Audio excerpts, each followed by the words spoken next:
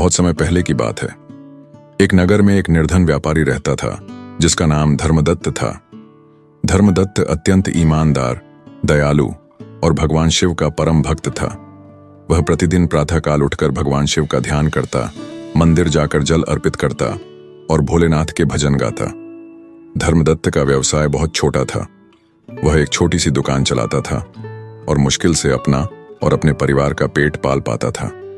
हालांकि उसने कभी भी भगवान शिव की पूजा और भक्ति में कोई कमी नहीं की। वह मानता था कि भगवान शिव एक दिन उसकी गरीबी को दूर करेंगे और उसके जीवन में सुख समृद्धि आएगी। धर्मदत्त का परिवार बहुत कठिनाई में जीवन व्यतीत कर रहा था। उसकी पत्नी और बच्चे कई बार भूखे सोते थे। उसके पास इतना धन नहीं था कि वह अपने बच्चों के लिए अच्छे कपड़े या अच्छा भोजन ला सके, लेकिन धर्मदत्त के मन में हमेशा भगवान शिव के प्रति अटूट विश्वास था। उसकी पत्नी अक्सर उसे ताना देती और कहती, क्या भगवान शिव ने अब तक हमारी सहायता की? हम भूखे हैं, बच्चे भूखे हैं और तुम हर दिन मंदिर में जाकर उनकी आराधना करते हो। आखिर क्या लाभ हुआ तुम्हारी भक्ति का? धर्मदत्त शांतिपूर्वक उत्तर देता, भगवान शिव हमारी परीक्षा ले रहे हैं। मुझे पूरा विश्वास है कि एक दिन वह हमें अवश्य आशीर्वाद देंगे। एक दिन धर्मदत्त ने यह संकल्प लिया कि वह जब तक भगवान शिव उसे दर्शन नहीं देंगे तब तक वह अन्न जल ग्रहण नहीं करेगा। उसने दुकान जाना बंद कर दिया और पूरे दिन मंदिर में बैठकर शिव जी की पूजा करने लगा। यह देखकर भगवान शिव अत्यंत प्रसन्न हुए, लेकिन उन्होंने सोचा कि धर्मदत्त की भक्ति की परीक्षा ली जाए।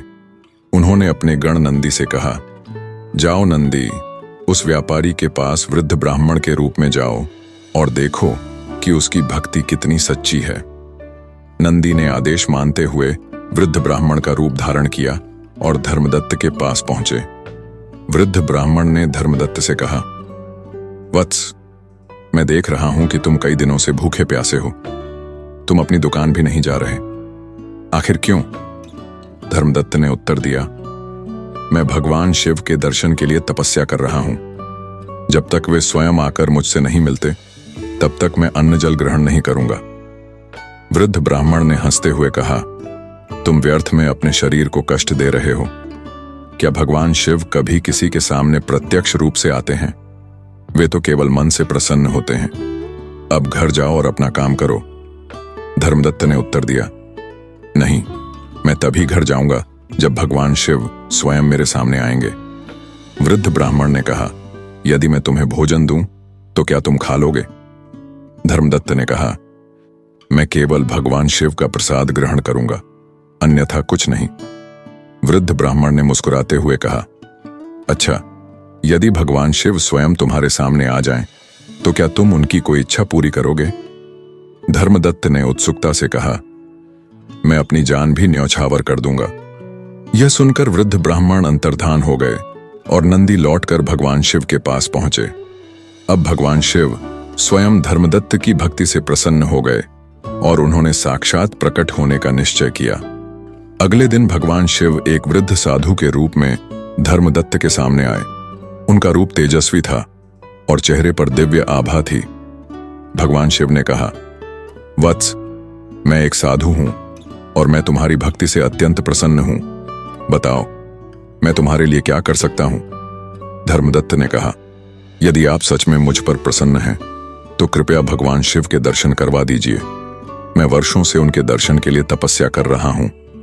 भगवान शिव ने मुस्कुराते हुए कहा, यदि मैं स्वयं भगवान शिव होता तो? धर्मदत्त आश्चर्यचकित हो गया और कहा, यदि आप भगवान शिव होते तो मेरे कष्टों को समाप्त कर देते। तब भगवान शिव ने अपना असली रूप प्रकट किया। वे जटाओं में गंगा धारण किए, गले में नाग, हाथ में त्रिशूल और भस्म से विभूषित होकर खड़े थे। धर्मदत्त ने तुरंत उनके चरणों में गिरकर प्रणाम किया और रोते हुए कहा, हे महादेव, आपने मेरी तपस्या स्वीकार कर ली। कृपया मेरी गरीबी और कष्टों को दूर करें। भगवान शिव ने मुस्कुराते हुए कहा, वत्स, मैं तुम्हारी भक्ति से अत्यंत प्रसन्न हूं। आज से तुम्हारे घर में कभी धन और अन्न की कमी नहीं होगी। तुम्हारे जीवन में सुख समृद्धि बनी रहेगी। इतना कहकर भगवान शिव अंतर्धान हो गए। उसी क्षण से धर्मदत्त के घर में धन, अन्न और समृद्धि की वर्षा होने लगी। उसकी दुकान में अत्यधिक व्यापार होने लगा और उसका पूरा परिवार खुशहाल जीवन व्यतीत करने लगा। कुछ वर्ष बाद धर्मदत्त अत्यंत धनी हो गया, लेकिन उसने अपनी भक्ति में कमी नहीं आने दी। वह प्रतिदिन मंदिर जाकर भगवान शिव की पूजा करता और निर्धनों की सहायता करता। भगवान शिव ने एक दिन पुनः उसकी परीक्षा लेने का निश्चय किया। इस बार उन्होंने एक रोगी वृद्ध के रूप में धर्मदत्त के दरवाजे पर दस्तक दी। वृद्ध ने कहा, मुझे भूख लगी है, क्या तुम भोजन दे सकते हो? धर्मदत्त ने तुरंत वृद्ध को भोजन दिया और कहा, मेरे लिए यह सौभाग्य की बात है कि मैं आपकी सेवा कर सका। वृद्ध ने कहा, यदि मैं तुम्हारे लिए कोई वरदान मांगूं तो क्या तुम दोगे? धर्मदत्त ने कहा, मेरे पास जो कुछ है वह भगवान शिव की कृपा से है, आप जो चाहे मांग सकते हैं। वृद्ध ने कहा, मैं तुम्हारा घर मांगता हूं, क्या तुम दोगे? धर्मदत्त बिना झिझक के बोला, यह घर भी भगवान शिव की कृपा से मिला है, यदि यह आपको चाहिए तो मैं इसे खुशी खुशी दे दूंगा। इतना सुनते ही वृद्ध अपने असली रूप में प्रकट हो गए। वे स्वयं भगवान शिव थे। उन्होंने प्रसन्न होकर कहा, वत्स, मैं तुम्हारी भक्ति और त्याग से अत्यंत प्रसन्न हूं। आज से तुम्हारा घर देवताओं के समान समृद्ध और सुखी रहेगा। तुम्हारे परिवार में कभी कोई कष्ट नहीं आएगा। धर्मदत्त अत्यंत प्रसन्न हो गया और उसने पुनः भगवान शिव के चरणों में गिरकर आभार व्यक्त किया।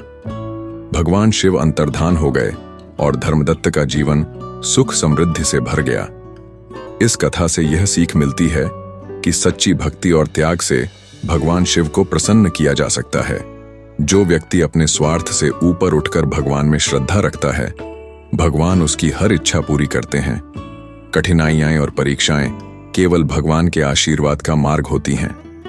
धर्मदत्त की भक्ति और विश्वास ने यह सिद्ध कर दिया कि सच्चे मन से की गई भक्ति का फल अवश्य मिलता है। भगवान शिव सदा अपने भक्तों की रक्षा करते हैं और उनके जीवन में सुख समृद्धि प्रदान करते हैं। जो सच्चे मन से शिव को पुकारे, उसके जीवन में कभी अभाव नहीं रहता।